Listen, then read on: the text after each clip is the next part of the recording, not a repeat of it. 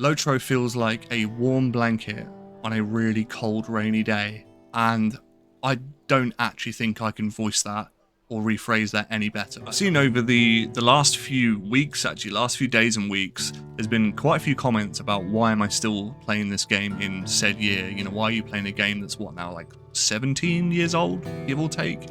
And it's only now as I sit down to make probably my 5th or 6th character, playing on the legendary server here, the Mordor EU server. It's only now that I sit back and think it's probably going to be a good idea to maybe address that or just try and answer in my own way. There's going to be no, bullshit generic tier list as to why you should do this and why you shouldn't. This is just me and my opinion as to why I'm still playing Lord of the Rings Online to this day. Now, I guess first and foremost, is it the best MMORPG of all time? That is incredibly divisive. That depends what you want out of an MMO, what your expectations are, probably how old you are as well, because you're going to have certain gameplay and graphical expectations of a game of today's day and age if you're slightly younger. If you're older, like me, I'm 30, which I've mentioned loads of times on this channel, I'm kind of cool with a bit more of a relaxed, not so glitzy and glamoury kind of vibe. What you want out of an MMORPG, and is it the best MMORPG? For me, as an individual, Lord of the Rings Online is categorically my favourite MMORPG of all time. And I have got nowhere near close to the amount of playtime that a lot of long-term veteran players have got. I was fairly new to the game itself, only been playing for sort of just over a year, really. It took me by surprise. I'd heard of it. I had friends that we were back in school when it actually released, and I used to hear them talking about it, talking with teachers about the game as well. We had a music teacher, he was an absolute legend, and he heard some of the guys talking about it. We'd always get in trouble for sharing stories and talking when we shouldn't be. And he came over and we were like, oh god, like he's really gonna tell us off. And one of my mates was playing a minstrel at the time, and he was like, you're playing Lord of the Rings Online? Was, yeah, sir, sorry. He goes, no, like, I've just started, I'm a hunter. And it was like back and forth. And I was like, wow, like, that's how far it, like, takes me back. Like, even, like, it had such a grasp on, like, us, my friends and our teachers as well. So this game, I've known about it for a long time, but just haven't really played it myself. I'm kicking myself now because it's fantastic. One of the things I love about it more than probably anything is what you can hear in the background now. The soundtrack of this game is, oh god, it's like second to none, dude. It's so good. It has a way of just making you feel at home. So one of the YouTube comments that I saw, I think it was last week at the point of this recording, said about LOTRO feels like a warm blanket on a really cold, rainy day, and I don't actually think I can voice that or rephrase that any better. I feel like that really does hit the nail on the head, because in this game the music is so much more than that. It's not just background ambience, or it's there for the sake of being there, or it has to change when you're in battle. It really does help set the scene.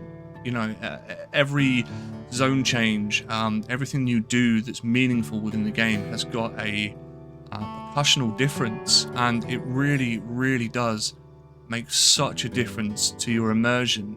Prime example, when you first take the trip to Rivendell and you hear that iconic soundtrack as you're coming down from the hillside, and you start to see the waterfalls, and you see the bridges, and you see the last homely house, and oh god, it's unreal. It really is unreal. Obviously for me, I guess my experience is also reinforced by the fact that I'm a massive Tolkien lover. Okay, like, I have adored Lord of the Rings since the books, the Peter Jackson renditions. I'm yet to read the Silmarillion, but I've read a lot about it, and I do intend on reading the Silmarillion as well, and of course The Hobbit. One really strong point that this game has that really draws me to it time and time again is that you aren't the sole main protagonist in this journey. This game fully focuses around the story in the books. Yes, they've adapted bits on to make it a more fleshed out experience, to make it more of an MMO, but for the most part, you are essentially an NPC. You're just following along in the everyday trials and tribulations of Middle-earth, and the main characters are still the main characters, and I love that. I hate in most games being the savior of the world, the destroyer of planets from the get-go, and Lord of the Rings Online does a great job of just inserting you into an already thriving and exciting world. And I guess this is going to sound probably a little bit nerdy, but the idea of me being able to just create, I mean, I've made a ridiculous name, but I've created Elnarion, right, which is like my high elf lore master, and I can now go and see the Fellowship on its journey. I can visit the Shire, the Prancing Pony. I can go wherever I want in a world that I've only viewed through a television screen or read through a book, and that's what really, really sells it to me. I do feel like graphically, I guess this is a bit of a hot take, right, but I actually don't mind the graphics. I don't know if I'm looking through rose-tinted glasses here, but I see that come up all the time. Oh, the graphics are bad, but honestly, compared to some games out there, Lord of the Rings Online looks fantastic. And I feel like, for me, this game, what keeps drawing me back is the ambient world that it builds. So we've obviously covered the music side of things, the story, but for me as well, just the landscape of this game, they have got so right. And you could sit there and go, well, Josh, like, landscape has to appear in every game, right? But one thing a lot of games get really, really wrong is scale. And you can, in many games, you can feel like a giant in the world around you because the mountains aren't high enough, or the towers around you aren't high enough, or the trees are too small. Lord of the Rings Online, when you visit a lot of places, for example, the first time I went to Angmar and went through some of the mountain passes there, and you're looking up, or if you first visit Forahel, which you'll come to absolutely despise after a while, but the mountains in the distance, majority of which you can travel to, but they've got a real steep incline to them. There's mist where there's supposed to be mist. It just does all of these little things so well that it allows you to look past the things that perhaps aren't so favourable within the game. And I guess when you refer to things that aren't so favourable, I guess the first port of call in my mind goes straight to the more sort of slower paced combat, and obviously people talk about the graphical style, which we've already covered, but for me, the combat, I don't know if it just comes of age, but I really enjoy a slower paced kind of, I don't have to worry about smashing my mouse to pieces whilst pressing 1,000 buttons at a time, dodging blinding animations. I just want a game that appreciates my time and that I can actually invest myself into without having to worry about keeping up with AoEs and explosions and particle effects and everything going off. And the combat for me, I feel like for the game, but how old the game is and the engine it's running on, I think it runs really, really well. And actually, as you start to increase your character level and get more skills, the combat really does flesh out. Yes, there are some like server tick issues sometimes where it can feel a little bit delayed, but guys, the game is like 17 years old. Like, it's not going to be perfect, but honestly, for everything else this game does really well, I feel like you can definitely look past that for sure. Another huge factor that keeps me playing Lord of the Rings Online is the community. The community of this game runs so much deeper than I ever thought. I thought, oh, there's just going to be a few old timers on the server that are just, dedicated. That's their game. They're going to live and die Lord of the Rings Online. They probably won't interact with anyone, and that'll be that. But I could not be more wrong. People are so helpful, and this has come to even more of a fruition playing the legendary servers now, where people just can't wait to help out. There's constantly people popping up. You guys can't see it because the camera's in the way, but there's constantly people popping up, having conversations about not just in-game stuff, but like everyday stuff, checking in if are people okay, is anyone struggling right now, what are you struggling about, is it mentally, is it in the game, is it anything that we can help with, or if you need help and you want to run some instances, you can join our kinship. And the community's just, honestly, I know that there are some elements. There's going to be a bad apple in every bunch, right? But the community this game has is not only diehard, but that they are fantastic people. And I've not even touched on the dedicated RP community. There are people actually, which this fascinating, this blew my mind when I found this out. There are people that run a D&D-esque questing roleplay campaign, if you like, on Lord of the Rings Online. So they'll basically quest, create their character. Their character will obviously follow a certain role, a certain pattern, a certain path, and they'll treat it like a D&D quest or campaign, which I just find fascinating. The musical percussion the musical performances is the word I'm looking for, that some of these players put on, which I believe you can use your keyboard for, which is crazy, is unreal. Some of the music that these people can come out with, whether you're just entering Bree for the first time, or you're going to some of the... there's actually pre-arranged festivals that you can go to. Some of the creatives and the creative imagination of the players in this game, their minds form a separate set of content for Lord of the Rings Online that the developers didn't even have to come up with themselves.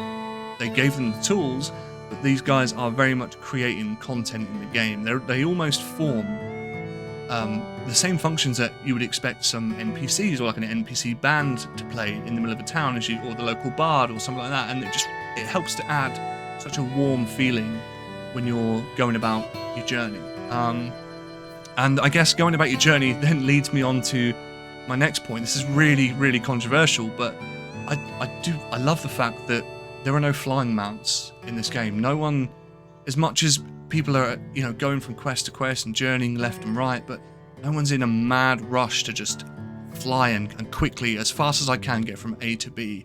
Anyone you pass is doing exactly the same thing as you. They're enjoying the landscape around them. They're taking in the world. And a lot of people, more often than not actually, in any other MMO, people often stop on the pathway and they'll either interact with you somehow or send you a message. You get, some people are just busy and they go about the day, but I don't think I've ever approached someone in, like, for example, Final Fantasy XIV, World of Warcraft, Black Desert, that I've actually passed and we've stopped and had a conversation. Like, no, it just doesn't happen. So Lord of the Rings Online does that really, really well. It creates a space that people can feel at home in, that people can feel safe in, that people don't have to worry about being ridiculed for liking something or having shared and common interests. I guess that to kind of bring this ramble or rant of a video to a slight close is the real power factor of Lord of the Rings, and that to me is the sheer size of this game. This game is fucking massive, excuse my French. The amount of content that is available to you from the get-go, free to play, is unlike anything I've ever seen in any other game.